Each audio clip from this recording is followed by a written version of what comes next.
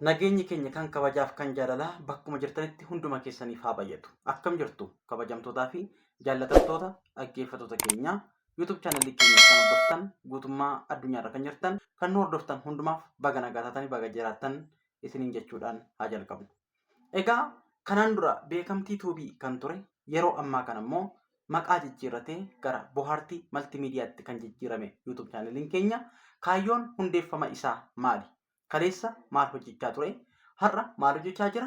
Bor maal hojjechuuf karoorfateera kan jedhu sana wantoota gabaabaa fi barbaachisoo ta'an wal wajjiniitiin kan ilaallu ta'a.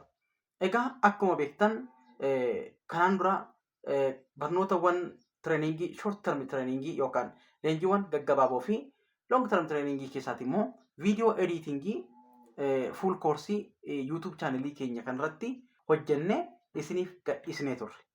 Haa ta'u malee turtii yeroo muraasaatii booddee immoo YouTube channelii kanarraatii baduun keenya isiniyyuu ragaadha jechuudha. Egaa maaliif baddanii yookaan immoo maaliif badde osoo hin jedhin duratti jechuudha. Amma bohaartii maltiimiidiyaatti maaliif jijjiirame? Maal hojjechuu barbaada? Amma adeemsi inni irra jiru yookaan piroogreesiin isaa maal fakkaata? Borummoo maal hojjechuudhaaf adeema kan jedhu irratti guyyaa har'aa odeeffannoowwan barbaachisoo ta'an qabadhee isiniif dhiyaadheera. Hanga dhumaatti akka dhaggeeffattan gamanumaan isin affeeruun barbaada. Egaa yeroo ammaa kana namoonni sooshaal miidiyaa kanarratti bobba'anii kan jiran namoota baay'ee argaa jirra. Sababni isaa immoo maaliif jettanii gaafa ilaaltan addunyaan kun addunyaa dijitaalawaa digital world ta'uudhaaf deemaa jirti waan ta'eedhaaf nus immoo addunyaa fakkaachuun dirqamadha jechuudha. Addunyaa dijitaalawaa ta'aa jirtu kana keessatti nus gama miidiyaatiin positive influence yookaan dhiibbaa gaarii uummata keenyaadhaaf finne karaa itti uummanni keenya waan tokko nurraa barachuu danda'u, ogummaa tokko nurraatii argachuu danda'uu fi karaa inni ittiin jireenya isaa fooyyessuu danda'u gochuudhaaf dhamaatiin keenya barbaachisaadha. Kan jedhamu keessatti maltiimiidiyaa jechuun waan hundumaa kan qabu jechuudha.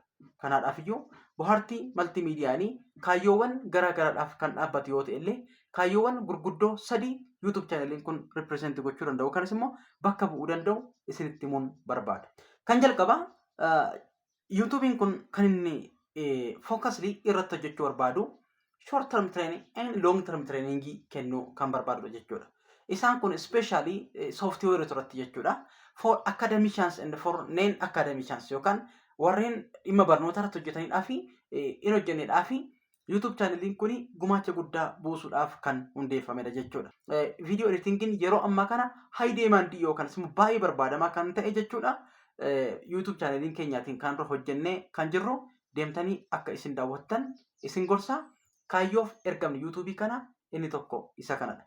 Inni lammaffaan YouTube channeliin kun namoota garaa garaa yookaan keessummoota garaa garaa taalentii garaa garaa kan qaban yookaan immoo giiftii kennaa adda addaa kan qaban dhiyeessuudhaan akka isaan dandeettii isaanii fiixan baafatan yookaan baasanii ija addunyaatti argisiifatan ogummaa isaanii akka isaan mul'ifataniidhaa fi namoota gara bakkeetti baasuudhaaf yookaanis immoo gara fuulduraatti sooshaal miidiyaa kanatti baasuudhaaf kan hundeeffame waan ta'eedhaaf yoo fedha waaqayyoo ta'e gara fuulduraatti namoota gumaacha garaa garaa gumaachan jiran bifa shoowuudhaan jechuudha isiniif dhiyeessuudhaaf qophii akka qabnu gamanumaan isinitti himuun barbaada jechuudha. Inni sadaffaanii fi inni dhumarratti ani dubbachuu barbaadu yoo jiraate immoo YouTube channeliin kun wantoota amma dubbanne kana lamaan cinatti wanta inni hojjechuu barbaadu gara fuulduraatti aartii Oromoo guddisuu keessattis gahee isaa bahachuu barbaada. Kunis karaa akkamii ta'uu danda'a jettanii gaafa yaaddan gama diraamaa fi wantoota kana fakkaatanii ta'an jechuudha. Egaa yoo fedha waaqayyoo ta'e isa kanaan illee jechuudha.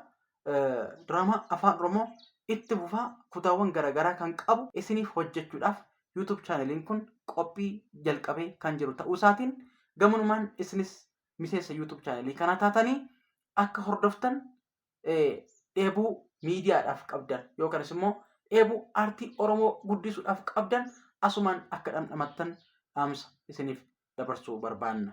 Akkuma kanas immoo YouTube channeliin kun dhimmoota garaa garaa irratti spiritually haa ta'u, non spiritually haa ta'u, any information kan isin fayyadu odeeffannoo kamiyyuu kutaawwan addunyaa irraatii sassaabee isin biraan gahuudhaaf dhimmoota garaa garaa irratti odeeffannoo isiniif kennuudhaaf kan hundeeffame ta'uusaa yommuu isin beeksisnu isinis gama keessaniitiin wanta isin irraatii eegamu gochuudhaan dirqama keessan akka bahattan isin yaadachiisna.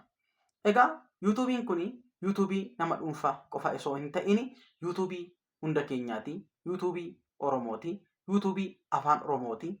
Afaan keenyaan, aadaa keenyaan saba keenya tajaajiluudhaaf, saba keenyaaf hojjechuudhaaf waadaa keenya yommuu isinitti himnu, isinis gama keessaniitiin laayik gochuudhaan, sabskiraayib gochuudhaan, hiriyoota keessaniidhaaf sheer gochuudhaan, akkuma kanas illee miidiyaan kun waan kana barsiisa waan ta'eedhaaf hordofi jettanii namoota warra kaaniidhaaf kallattii kennuudhaan nu cina akka dhaabbattan, artii keenya akka guddisnu, aadaa keenya akka guddisnu, akkuma kanas immoo yaada keenya bilisaan dirree irratti ibsachuu dandeenyu, taalentii keenya bakka itti agarsiifachuu dandeenyu gochuudhaaf kan hojjennu waan ta'eef isinis kana akka dirqama keessan baatan kabajaan isin beeksisnaa jechuudha.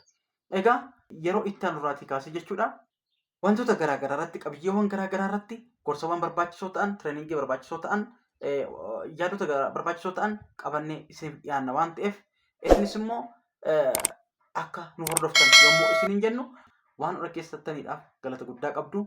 Oolmaa gaarii qabadhaa.